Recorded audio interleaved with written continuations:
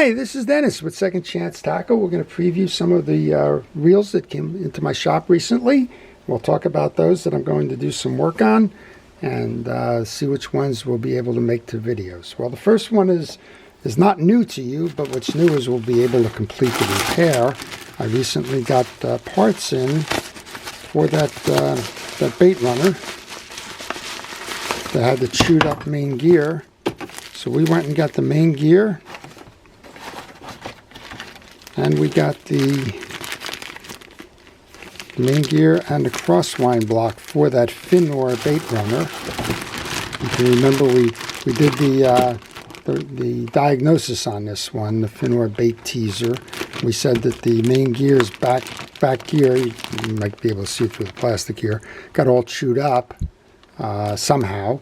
So if you're going to replace the main gear, it doesn't make sense to leave that crosswind gear, which is the second one in here, unattended to. Better replace both at the same time. You're not sure what got in there. There was probably a fight based on which metal was stronger.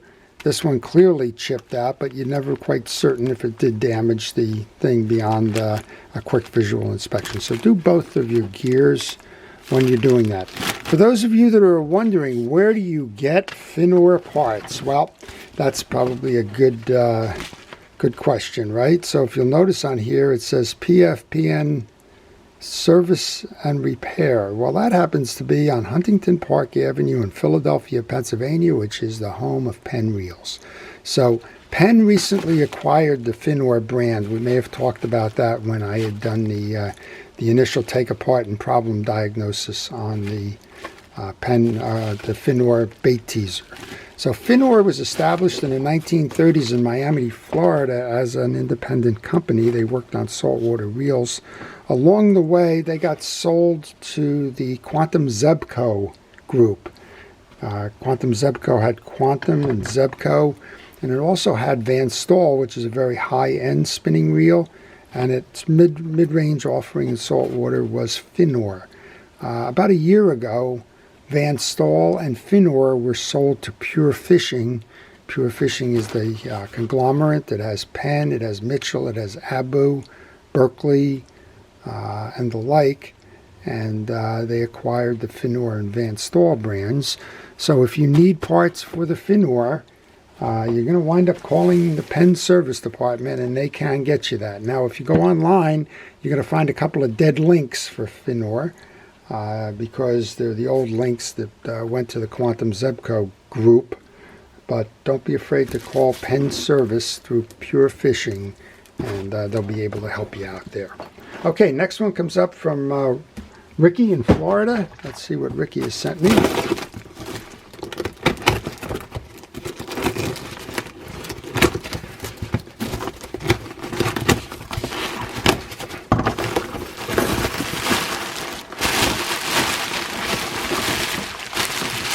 Okay, so we have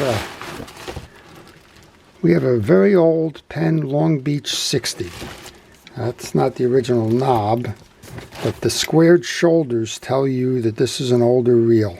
The newer Penn 60s have the rounded ones. This has the etched side plate of the Surfcaster fisherman in it. There's a lot of people that'll collect these reels just because of the etched side plates. This one will probably be a little bit of a challenge because I'll bet those screws haven't been taken out in a while. And something's going on here. I don't know what happened. We have a broken side plate. I don't know why this screw is where that screw is, but something clearly chipped that out.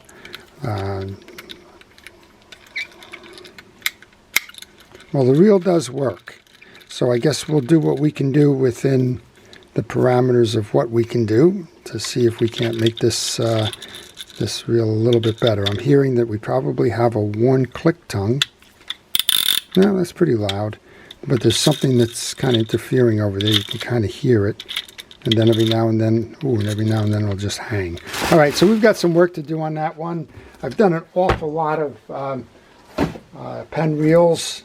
Some people just think I only work on Penn reels for all the ones that I've done. But no, that's not the case. I work on all types. But when you're in a saltwater environment like we are here, a lot of Penn reels show up. and a lot of pen reels come to my videos. So also see the Daiwas and the Shimanos and the ones that are more known for saltwater, and less on the bait feeders and the like. And that's why you kind of service what your customers have. And in this case, they have a lot of saltwater reels. Okay, we got one coming in now that's looks like the Fluger. Oh, it's the Shakespeare. It's the Shakespeare service. Beautiful reel. I was going to say Fluger Rocket, but the Fluger Rocket has the piece off to the side there. This is a beautiful old timer. It's got looks like it's got a pen handle on it. That's kind of interesting. I don't believe that's the original handle to this, but we'll take that apart. That'll be a good video. I don't think I've done one of those as a video. Let's just see if anything's wrong with it, or if we just, if Joe's just saying, all right, he's saying that the reel will not free spool when it lets the line out. Well, is that a question of a spool release, or the fact that the reel may have been designed that it doesn't have a spool release, only releases the trigger here? I get that question a lot with the Pen 9 and the Pen 109. The Pen 109 is an old knuckle buster. It does not release the handle. It just free spools. So we'll see if that's just a misunderstanding in the reel function, or if that should be releasing like the more modern reels, and if something is jammed up along the way. So we'll do some work on that for Joe. Next up then comes from Dick, and we just did one of Dick's reels, and it's going to be shown shortly. Dick sent me a Fluger Pelican, which was a lot of fun, and Dick told me he's going to send me a plastic reel here, and another reel, and a French reel, and we'll see what we have here. There you go. There's your plastic Berkeley reel, huh?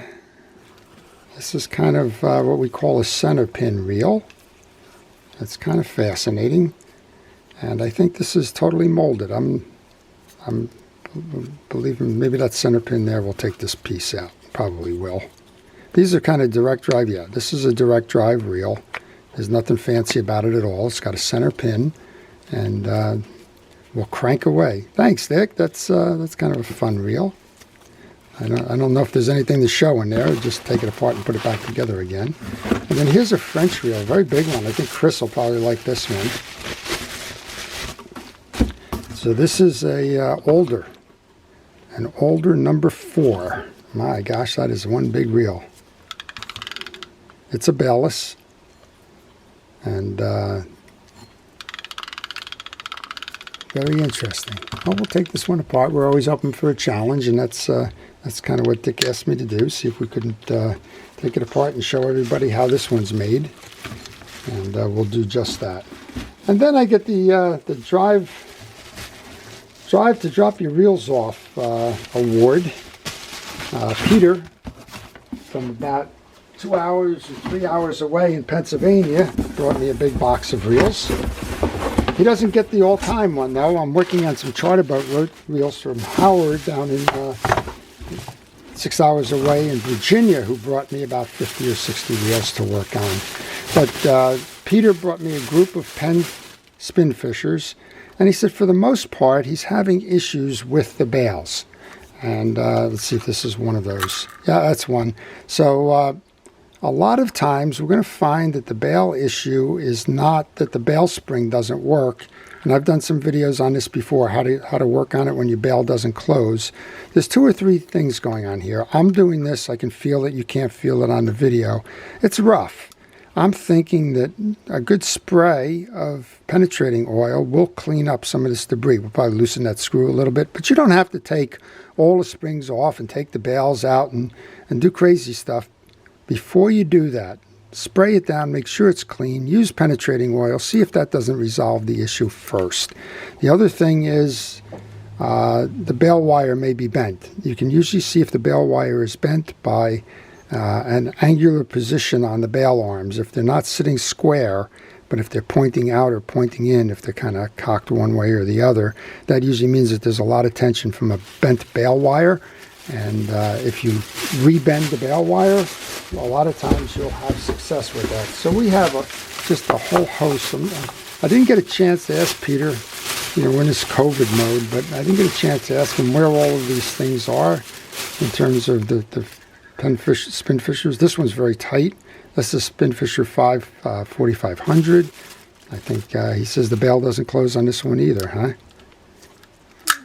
Well, it does, but it's got to be at that right point. All right. Apparently there's a lot of that going on here. I guess this is an example of where a bail would be bent. You can see how it's not even. It's all kind of pushed to this side. So I don't know what he's been doing with his bails, but whatever it is, it's been taking its toll on the reel. So I have about 6 or 7 of these. We're going to do complete overhauls on it. This is another one. I can just feel it. Actually, you can hear it. It almost sounds like somebody's filing. And that's probably a case where I think the penetrating oil is going to loosen some of that up. You can see an awful lot of salt and the like kind of built up here. But my bet on this one is that it's the bent bail. So we'll be working on those this week. There's 7 in total.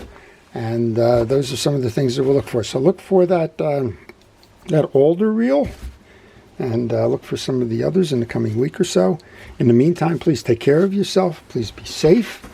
Stay protected. Use your masks. Use your vaccines when you can get those vaccines. And maintain your social distance. All the stuff that we've learned to live with over the last year or so. So please stay safe, stay watching, stay fishing, and have a great day. This is Dennis with Second Chance Tackle.